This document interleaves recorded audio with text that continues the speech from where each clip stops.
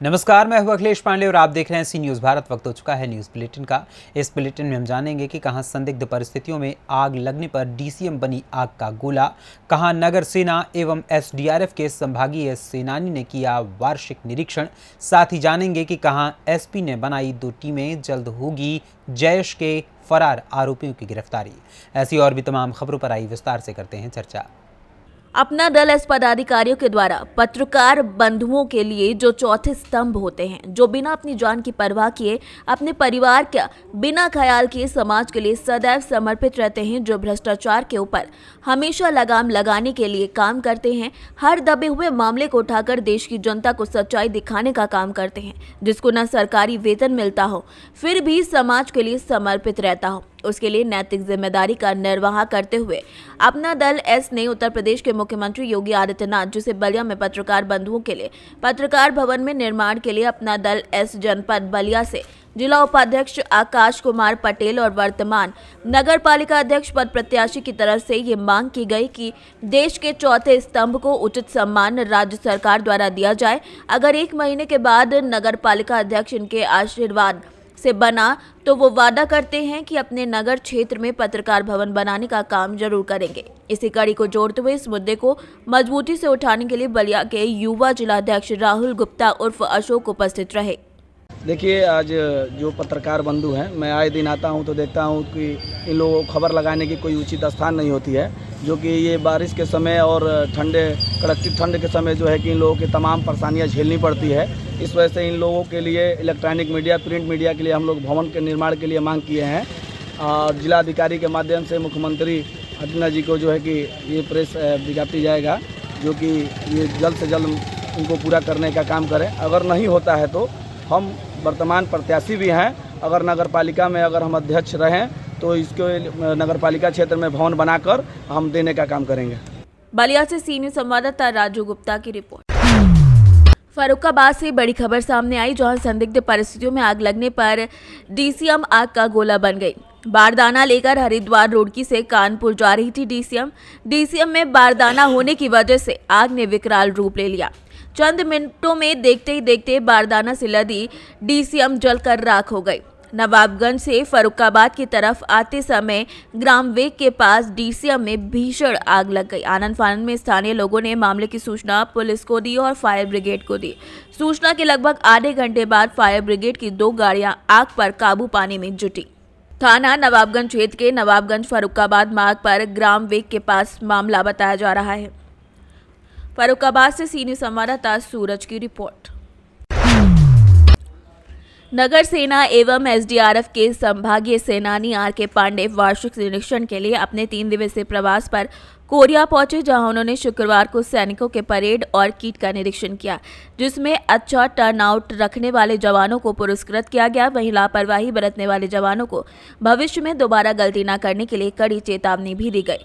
निरीक्षण के बाद संभागीय सेनानी ने सम्मेलन लिया, जिसमें सैनिकों ने उनकी समस्याओं के बारे में जाना और जिला स्तर पर आने वाली समस्याओं के त्वरित निराकरण के लिए निर्देशित किया। सम्मेलन के दौरान सैनिकों की प्रमुख समस्या विगत 6 सालों से वेतन में वृद्धि न होना रही है।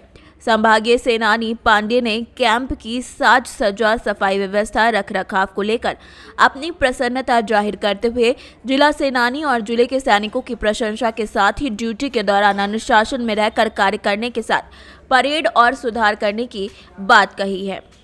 इस निरीक्षण के दौरान उप निरीक्षक सुखदेव रामबैक, सहायक उप निरीक्षक सुरेश गुप्ता, महिला आरक्षक पूर्णिमा शर्मा समेत कई लोग उपस्थित रहे। साल में एक बार मुझे संभाग के अपने सभी जिलों में एनुअल इंस्पेक्शन करना होता है, जिसकी रिपोर्ट हम हेडक्वार्टर भेजते हैं। जो एनुअल इंस्पेक्शन होता है, जो वार्षिक निरीक्षण है, उसमें खासकर जवानों का टर्नआउट, उनका परेड का स्तर, उनका किट का रखरखाव, उसके अलावा जो वर्ष भर में जो समस्याएं बिल्डअप होती हैं, उसका जो हमारे लेवल पे निराकरण होता है, हम सम्मेलन लेकर उसका निराकरण वहीं कर देते हैं। कुछ समस्याएं जो मेरे स्तर से ऊपर की हैं हो या शासन को भेजनी हो तो हेडक्वार्टर के माध्यम से उसको भी हम लिखित में ले लेते हैं। तो एक विधिवत परंपरा रही है और वो हर साल नवंबर के महीने में कोयला जिले का निरीक्षण मैं करता आया हूँ और इस साल भी मैंने निरीक्षण कंप्लीट किया हुआ है। कोरिया से सीनियर संवाददाता मुस्ताक कुरैशी की रिपोर्ट। रतलाम जिले की तहसील जावरा कोर्ट में एक एनडीपीएस केस की सुनवाई के दौरान वकील और न्यायाधीश में कहासुनी का विवाद हो गया। विवाद इतना बढ़ गया कि वकील इरशाद अख्तर ने न्यायाधीश रुपेश शर्मा को गोली मारने की धमकी दे डाली, जिसके बाद न्यायाधीश रुपेश शर्मा ने जावरा शहर थाने में शिकायत की, जिसके बाद जावरा शहर थाना पुलिस ने वकील इरशाद अख्तर मेव के खिलाफ विभिन्न धाराओं में मामला दर्ज कर लिया है।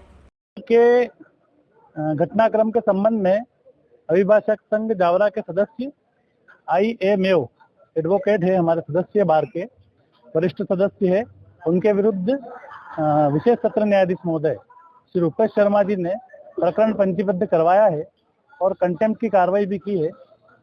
उनके द्वारा जो घटनाक्रम दर्ज करवाया गया है उसके संबंध में समाचार पत्रों से जानकारी प्राप्त हुई है। उस समाचार पत्रों में ये जानकारी मिली है कि उनके द्वारा जो है न्यायालयीन कार्य में व्यवधान उत्पन्न किया गया है और उनको शूट करने की धमकी दी है, ऐसा मना कर रोकने पर। तो इस संबंध में अभिभाषक संघ जावरा के समकक्ष में साधारण सभा की बैठक आहूत की गई थी। संबंधित अधिवक्ता से उनका जो है वर्जन लिया गया है और उनके द्वारा जो घटनाक्रम बताया गया है उनने स्पष्ट इंकार किया है कि उनने कोई व्यवधान उत्पन्न नहीं किया गया है। वो बचाव पक्ष की ओर से उस प्रकरण में पैरवी कर रहे थे और कहीं कोई शूट करने वाली या गोली चलाने वाली कोई बात नहीं आई है। इस संबंध में और भी अधिवक्तागण जो वहां पर उपस्थित थे उनसे भी जानकारी ली है, तो उनके द्वारा भी इंकार किया गया है। जो अधिवक्ता थे उनके द्वारा स्पष्ट रूप से व्यक्त किया है कि वो उस प्रकरण में पैरवी कर रहे थे, किसी भी प्रकार की न्यायालयीन कार्य में कोई व्यवधान उत्पन्न नहीं किया गया है। न्यायाधीश महोदय के न्यायालय में IA मेव साहब जो एडवोकेट हैं उनका जज साहब से किसी बात को लेकर, साक्षी की बात को लेकर विवाद हुआ है। उसमें एक प्रतिवेदन आवेदन माननीय न्यायाधीश महोदय की तरफ से प्राप्त हुआ है कि उनके द्वारा मेरे साथ साक्षी कार्य में बाधा डालते हुए विवाद किया गया और मेरे को शूट करने की धमकी दी गई है। इस पर से एक मामला पंजीबद्ध किया गया है धारा 186 और 500 से IPC में। मामला विवेचना में है। रतलाम से सीनियर संवाददाता हुसैन खान की रिपोर्ट। खबर MP के रतलाम से है, जो रतलाम के बिलपाक थाना क्षेत्र के गांव धराड़ में मंगलवार को सांसद गुमान सिंह डामोर और ग्रामीण विधायक दिलीप मकवाना के काफिले का घेराव कर प्रदर्शन के मामले में गिरफ्तार 10 नेताओं को बुधवार को भारी सुरक्षा के बीच न्यायालय में पेश किया गया था। न्यायालय में पेश करने के बाद सभी गिरफ्तार आरोपियों को जेल भेजने के आदेश जारी हुए। पुलिस की गिरफ्त में RTI एक्टिविस्ट डॉक्टर आनंद राय ने सरकार पर निशाना साधते हुए मीडिया को बताया कि शिवराज सिंह चौहान आदिवासियों का दमन कर रहे हैं। आदिवासियों का दमन कर रहा है शिवराज, आदिवासियों का दमन कर रहा है। आपके साथ राजभर में क्या हुआ? पुलिस ने आपको किस तरह से गिरफ्तार किया? क्या मामला था? नागदा से। आगे आपका क्या रुख रहेगा? आगे हम हमारी लड़ाई जारी रहेगी। जय सेंटर आदिवासियों की लड़ाई जारी रखेगा। कोर्ट रूम में क्या हुआ? कोर्ट रूम में पहले से ही आदेश लिखा गया था, हमारे जाने के पहले ऑर्डर लिखा हुआ। बिलपांग थाना अंतर्गत एक प्रकरण दर्ज हुआ था जिसमें कि गंभीर धाराओं में कायमी हुई है और उस प्रकरण की गंभीरता को देखते हुए अन्य आरोपी जो भी हैं उनके लिए गिरफ्तारी के लिए 2 टीम्स लगाई गई हैं और सभी आरोपियों की तलाश पुलिस कर रही है। अभी तक इस प्रकरण में 5 व्यक्तियों की गिरफ्तारी हो चुकी है जो अभी न्यायिक हिरासत में है। रतलाम से सीनियर संवाददाता हुसैन खान की रिपोर्ट। बलिया शहर के विभिन्न मोहल्लों में नियमित साफ सफाई नहीं होने से जहां नालियां बजबजा रही हैं, वहीं सड़कों और गलियों में कूड़ा पसरा दिख रहा है। लोग खुद ही नालों की सफाई करने पर मजबूर हैं। बलिया नगर पालिका सफाई के नाम पर केवल कागजी कार्यवाही में ही सफाई दिखा रहा है। इसके चलते आने जाने वाले विशेषकर छोटे बच्चे और महिलाओं को बेहद परेशानी हो रही है। जनहित में लोगों ने इस ओर नगर पालिका के जिम्मेदारों का ध्यान आकृष्ट कराया है। उनका कहना है कि सफाई के अभाव में नालियों में कचरा भरा पड़ा है, जिससे पानी का बहाव नहीं हो पा रहा है। नगर के विष्णुपुर गली में आर्यन होटल के पीछे Jagdishpur station road, town hall road पर कूड़े के सधाट से आते जाते नाक बंद करके लोगों को गुजरना पड़ता है। वहीं डेंगू के लगातार मामले सामने आने के बावजूद नगर पालिका इस ओर कोई ध्यान नहीं दे रही है। बलिया से सीनियर संवाददाता राजू गुप्ता की रिपोर्ट। भागलपुर नवगछिया पुलिस अधीक्षक सुशांत कुमार सरोज ने अलग अलग थानों में अलग अलग घटनाओं को लेकर प्रेस वार्ता कर जानकारी दी। उनके द्वारा बताया गया कि मौजूदा माह में 2 तारीख को इस्लामपुर में थाना क्षेत्र के जानवी चौक के विक्रमशिला पहुंचकर पथ के पास से 3 अज्ञात अपराधियों के द्वारा अभिषेक कुमार मिश्रा का मोटरसाइकिल लूटकर घटनाओं को अंजाम दिया। वहीं इस कांड का उद्भेदन आज हुआ, जिसमें लूटी गई मोटरसाइकिल आवेदक के 0 माइल औद्योगिक थाना क्षेत्र में लावारिस अवस्था में मिली और अपराधी की पहचान होने की बात भी कही गई है, लेकिन 3 अपराधियों में अभी तक एक भी अपराधियों की गिरफ्तारी नहीं हो सकी है। वहीं कुछ दिन पहले श्रीपुर निवासी पूरण कुमार को सफारी से आए अपराध कर्मियों के द्वारा उठाकर ई-रिक्शा सहित पूरण को भी गाड़ी पर बिठाकर खगड़िया जिला की तरफ ले जाकर फेंक देने के मामले में एक अपराधी गुलशन कुमार झा को स्कॉर्पियो सहित एक कट्टा सहित गोलियों के साथ गिरफ्तार करने अन्य 3 अपराधियों के पास धक्कर के लिए छापेमारी करने की बात कही गई है। तीसरी घटना के विषय में चर्चा करते हुए पूर्व में बिजली विभाग के कुल 8 कर्मी कार्य कर रहे थे। कर्मियों के द्वारा हाई टेंशन तार को काटकर कबाड़ी वाले के यहां बेचने की बात भी सामने आई। इसी कड़ी में नदी और झंडापुर थाना क्षेत्र में अपराधियों के द्वारा जोर जबरदस्ती मछली मारने में भी नवगछिया पुलिस जिला को बहुत बड़ी उपलब्धि हासिल हुई है। से आपको ब्रीफ कर रहा हूँ। शुरुआत में करता हूँ इस्माइलपुर थाना में। इस्माइलपुर थाना में 2 तारीख को, इसी महीने के 2 तारीख को एक मोटरसाइकिल लूट ली गई थी।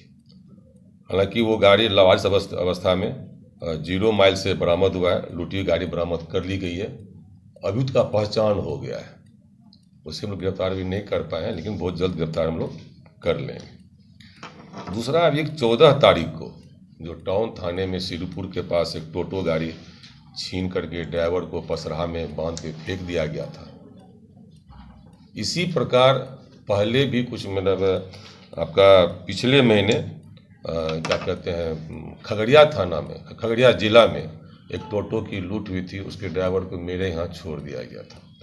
तो हम लोग जब ये घटना घटी हमारे यहाँ, तो ये हमें पूरा ये विश्वास हुआ कि कहीं न कहीं कॉमन गैंग है जो खगड़िया और ये नवगछिया में कर रहा है। तो हम SDPO के नेतृत्व में टाउन थाना प्रभारी भूषण, वहाँ पे एक सब इंस्पेक्टर है हरशंकर कश्यप जो IO है, और भवानीपुर थाना प्रभारी है ना रमेश शाह और तकनीकी शाखा के पदाधिकारी टीम का गठन किया गया। टीम ने बेहतरीन काम किया। 24 घंटे के अंतर्गत कांड का उद्भेदन किया, लूटी हुई टोटो बरामद किया, और जो गाड़ी जो स्कॉर्पियो प्रयोग में आया था वो बरामद हुआ। और जो गुलशन कुमार झा, पिता अरुण झा, साकिर नारायणपुर नवटोलिया, 1 देसी कट्टा, 2 जो कारतूस साथ गिरफ्तार भी किया गया। और ये अपने स्वीकारते बयान में अन्य 3 अपराधी का भी नाम बताया गया है, जिसमें छापामारी कर रहे हैं। बहुत जल्द हम लोग गिरफ्तार करेंगे। तीनों का नाम आउट करेंगे सर? सॉरी, नाम आउट नहीं कर पाएंगे, है ना। जब गिरफ्तार करेंगे तो फिर आपसे हम लोग रूबरू होंगे तो नाम आउट करेंगे, उसका मजा अलग होता है। और इस गुलशन कुमार झा का आपराधिक इतिहास भी है, ये कन्फेस जो किया है। महेश खुट का 240-20 और एक खगड़िया मुफस्सिल थाना कांड संख्या 879-22। क्या घटना है सर? वही लूट घटना है, जिसमें आपने कह दिया क्या बरामदगी हुई है, क्या उपलब्धि है। कहानी क्या बताया, क्या करता है, किस तरह से लूट का अंजाम देता था? अपराधी है जहां मौका मिला। देखिए, कोई ये नहीं है कि प्लान वे में आज वही गाड़ी लूटना है। ये लोग अपना स्कॉर्पियो पे चलते रहता है। जहां सुनसान रोड देखता है, जहां कोई गाड़ी अकेले दिख रहा है, गाड़ी में कोई पैसेंजर नहीं है, उस पर लोग अटैक करता है और इस ढंग से लोग कार्रवाई करता है। यही सेम MO आपका खगड़िया जिला का था, जो वहाँ टोटो लूटा, यहाँ पर फेंक दिया बांध के, यहाँ लूटा वहाँ फेंक दिया। उसके पहले फिर तीसरा क्राइम करता है, पकड़ा गया नवगछिया पुलिस जिला। भागलपुर से सीनियर संवाददाता राहुल कुमार सिंह की रिपोर्ट। खबर गोरखपुर से है, जहां नगर पंचायत उनवल स्वास्थ्य केंद्र पर कैंप लगाया गया। पिछले 3 दिनों से नगर में फैल रहे डायरिया, वायरल फीवर और अन्य बीमारियों की रोकथाम के लिए ये कैंप लगाया गया। डायरिया, वायरल फीवर की चपेट में आकर कई नगरवासी जिला अस्पताल में इलाज करा रहे हैं। वहीं अधीक्षक KM अग्रवाल ने बताया कि ये बीमारियां दूषित जल, मौसम में परिवर्तन और अन्य कारणों से हो रही हैं और हम लोग इसकी रोकथाम के लिए हर तरीके से कार्य कर रहे हैं। क्या नाम है सर आपको? डॉक्टर के अग्रवाल, अधीक्षक बांसगांव। सर ये किस प्रकार का कैंप लगाया गया है? ये जो एपिडेमिया फैल रहा है, जो डायरिया का केस निकल रहा है, यहाँ पर सुनने में आया है रात में 30-32 केस आए हैं, तो उन्हीं के उपचार हेतु जो यहाँ कैंप लगाया गया है कि अगर किसी कोई पीड़ित है तो उसको दवा मिल जाए और सही समय पर सही समाधान हो जाए। अभी सर सुनने में आया है कि 20-22 लोग जिला अस्पताल में चले गए हैं। मेरे सूचना में 10-12 लोग हैं, बाकी जो है मौत टू मौत में बढ़ जाते हैं। अब काउंटिंग होने के बाद ही पता चलेगा जब रिपोर्ट आएगी। थोड़ा सा एक जानकारी दी सर, इस मौसम में इस तरह की बीमारियाँ क्यों होती है? ये जो मछली पकड़ के सुखा रहे लोग खा रहे हैं, ये मैक्सिमम उसी से हो रहा है। कुछ नॉर्मली भी होता है, कोल्ड डायरिया भी होता है, इसमें कई तरह के डायरिया मिक्स है। कुछ प्रदूषित भी होता है, पानी कहीं पी लिए, कहीं खा लिए, कहीं घूमने गए, उससे भी हो जाता है। तो ये नहीं कह सकते हैं कि जो है एक ही चीज़ से हो रहा है, एक ही स्रोत है, इसमें स्रोत का माध्यम कई है।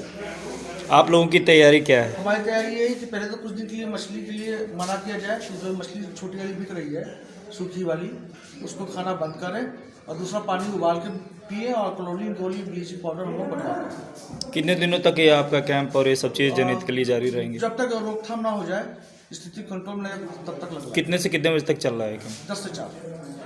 Thank you. गोरखपुर से सीनियर संवाददाता कृष्ण मोहन सैनी की रिपोर्ट। धनबाद के ईसीएल मुगमा क्षेत्र के कापासारा आउटसोर्सिंग में शुक्रवार की पहली सुबह करीब 6 बजे तेज आवाज के साथ 200 मीटर का दायरा लेते हुए करीब 5 फीट जमीन धंस गई, जिससे वहां अवैध कोयला काटने वाले लोगों में अफरा तफरी मच गई। आशंका जताई जा रही है कि इस धसान में लगभग 2 लोग दबे होंगे। ये तो किस्मत अच्छी रही कि भू धसान से मात्र 50 से 100 फीट की दूरी पर झोपड़ी नुमा घर बनाकर रह रहे लोगों को कोई हताहत नहीं हुई। लोगों ने बताया कि सुबह जोरदार आवाज के साथ पूरा क्षेत्र धंस गया। रोजाना दर्जनों लोग कोयला निकालने के लिए अवैध खनन में जाते हैं। गुरुवार की रात भी दर्जनों लोग अवैध खनन के लिए गए थे। आशंका है कि भू धसान में वो लोग दब गए हैं। कहना है कि आउटसोर्सिंग प्रबंधक एवं ईसीएल की लापरवाही के चलते इस तरीके की घटना घट गई है। हावड़ा नई दिल्ली मुख्य मार्ग से मात्र 300 मीटर की दूरी पर चालू कापासारा आउटसोर्सिंग में अवैध खनन की जाती है। इसमें सैकड़ों की संख्या में बाहरी मजदूरों को बुलाकर कोयला कटवाया जाता है, जिसे आसपास के स्थानीय भट्टे में भिजवाया जाता है। इतनी बड़ी घटना होने के बावजूद अभी तक न पुलिस प्रशासन घटनास्थल पर पहुंची, जिससे स्थानीय लोगों में काफी आक्रोश है। क्षेत्र के कापासारा आउटसोर्सिंग में आज जो चाल धंसने की घटना घटी, जिसमें काफ़ी लोग उसमें दबे होने की जो सूचना है, ये काफ़ी दुखद घटना है। जब जब क्षेत्र में अवैध कोयला लेने का भट्टा चालू होता है, तब तब इस तरह का घटना, चाल धंसने की जो घटना है, वो सामने आती है। इससे पूर्व भी चाल धंसा जिसमें काफ़ी लोग मारे गए, इस बार भी वो घटना घटी है। हमने इसकी सूचना स्थानीय प्रशासन, ईसीएल प्रबंधक को दिया था, बताया था कि क्षेत्र का स्थिति काफ़ी खतरनाक हो गया है, मुहाने को उसको भरने का काम किया जाए, लेकिन हमारी बातों को दरकिनार करते हुए इस पर कोई अमल नहीं किया गया। इससे पहले जो घटना घटी उसमें भी सिर्फ खाना पूर्ति करने का काम किया गया। ईसीएल प्रबंधक कान में एकदम तेल देकर के सोया हुआ है। उसको क्षेत्र में सोचना चाहिए कि जब चारों तरफ से अवैध उत्खनन हो रहा है तो आपकी भूमिका होनी चाहिए कि उसको बंद कराया जाए, उस पर देखा जाए कि ताकि आम ग्रामीण उसमें दबे नहीं, मरे नहीं, इसकी आपको जिम्मेदारी देखना चाहिए। हमको डर है कि पास में ही Howrah new Delhi railway line भी है। कोयला निकालने वाले जमीन के नीचे से कितना दूर तक कोयला निकाल लिए हैं, इसका जानकारी हम लोग को नहीं है। इसका उच्च स्तरीय एक बार जांच कराई जाए ताकि कोई बड़ी दुर्घटना ना हो। हम लोग को सचेत होकर के इस पर ध्यान देना चाहिए। झारखंड से सीनियर संवाददाता शबीर अहमद की रिपोर्ट। खबर मध्य प्रदेश के रीवा जिले से है, जहां पर समदड़िया कॉम्प्लेक्स में मार्गसॉफ्ट कंपनी के व्यापारी संघ के द्वारा प्रेस वार्ता का आयोजन किया गया, जिसमें रीवा के व्यापारी वर्ग सहित रीवा विधायक राजेंद्र शुक्ला मौजूद रहे। कंपनी को दिए अपने उद्बोधन में विधायक शुक्ला ने कहा कि रीवा का विकास बहुयानी की बड़ी बड़ी कंपनियों रीवा जैसे क्षेत्र में इन्वेस्ट करने के लिए आगे आ रही हैं। यहाँ विकास हो रहा है। मार्ग सॉफ्टवेयर एक कंपनी है जो कि कंपनी एक प्लेटफॉर्म की कई सारी सुविधाएं उपलब्ध करवाती हैं। भारत सरकार द्वारा नई योजना के तहत जीएसटी की इनवॉइस ₹0 कर रही है। इस कार्यक्रम में पूर्व मंत्री राजेंद्र शुक्ला, व्यापारी मंडल संस्थापक गुलाब साहनी समेत कई लोग उपस्थित रहे। कोई बात नहीं, जब आप कहेंगे स्टार्ट कर दें तो मैं स्टार्ट कर दूँ। ओके। मैं दिल्ली से मार्ग ERP लिमिटेड का एग्जीक्यूटिव डायरेक्टर कमलजीत। मैं बिट्स पिलाने से एमटेक हूँ। हम लोगों को 30 इयर्स का एक्सपीरियंस है फार्मा इंडस्ट्री का और FMCG इंडस्ट्री को सर्व करने का। लगभग 10 लाख यूज़र हमारे अभी हैं जो हमारा सॉफ्टवेयर चलाते हैं। हम लोग 27 कंट्रीज़ में ऑपरेट करते हैं। 850 डिस्ट्रीब्यूटर, हम लोग अपने डिस्ट्रीब्यूटर को डिस्ट्रीब्यूटर नहीं बोलते, पार्टनर बोलते हैं। 850 पार्टनर हमारे पूरे इंडिया में हैं, जबकि पूरे इंडिया में 850 डिस्ट्रिक्ट नहीं है। कश्मीर से लेकर कन्याकुमारी तक, जैसलमेर से लेकर इम्फाल तक हम लोग पूरा इंडिया कवर करते हैं। कोई भी डिस्ट्रिक्ट, कोई भी तहसील ऐसी नहीं है जहाँ पे हम लोग आज की डेट में 1-2 सॉफ्टवेयर नहीं बेचे हों। इसके अलावा अभी जो ई-इनवॉइस आया है, जो 10 करोड़ के लिए आया है, वो हमारे सभी कंपटीटर्स पैसा चार्ज कर रहे हैं, हम लोगों ने उसको एब्सोल्युटली फ्री किया है। हमारे कंपटीटर्स जो है वो 15,000 रुपये वन टाइम और 15 पैसे 20 पैसे पर इनवॉइस का हर जगह से चार्ज किया जा रहा है। हम लोगों ने ये खर्चा अपने ऊपर अडोप्ट किया है। उसका कारण क्या है, हम लोग इसको क्यों कर पा रहे हैं? क्योंकि हमारे पास 10 लाख यूज़र है, तो हमें GSTN ने यही सर्विस बहुत सस्ते रेट्स में प्रोवाइड की है। जो जिनके पास कम सॉफ्टवेयर है उनको यही चीज़ उस तरह से नहीं मिल पाई है। उनके पास वॉल्यूम सेल कम होने की वजह से वो लोग उसको नहीं प्रोवाइड कर पा रहे हैं। हम लोगों ने ई-इनवॉइस 100% फ्री किया है और आगे ये ई-इनवॉइस 5 करोड़ पे आ जाएगा और आगे हो सकता है कि 2 करोड़ या 1.5 करोड़ पे भी आ जाए। कैसा काम करता है? मार्क सॉफ्टवेयर जो है वो कंप्लीट सॉल्यूशन है बिजनेस का। आप ऑर्डर से लेकर आपकी डिलीवरी तक हम लोग कवर करते हैं। आप मोबाइल ऐप से ऑर्डर ले सकते हैं, उसका ऑटोमेटिक बिल बन जाएगा। उसके अलावा हमारा एक शिप ऑन क्लिक है, हम लोग कोरियर सर्विसेज भी प्रोवाइड करते हैं। अगर आप कहोगे कि पैकेज भी खुद ही डिलीवर कर दो आप, तो हम लोग उस पर भी काम कर रहे हैं। तो ये 100% सोल्यूशन है, मतलब वोचर से लेकर बैलेंस शीट तक, ऑर्डर से लेकर डिलीवरी तक। अकाउंटिंग का भी कंप्लीट सोल्यूशन है, GST का भी कंप्लीट सोल्यूशन है। आपकी एनुअल रिटर्न भी इसी से बनेगी, GSTR 1 भी इसी से बनेगा, GSTR 2 भी इससे रिकंसाइल होगा, GSTR 3 भी इससे बनेगा। रीवा से सीनियर संवाददाता अर्जुन तिवारी की रिपोर्ट। फिलहाल के लिए इस न्यूज़ बुलेटिन में इतना ही। देश दुनिया की तमाम खबरों के लिए देखते रहें सी न्यूज़ भारत। हर खबर आपके साथ, आपके हाथ।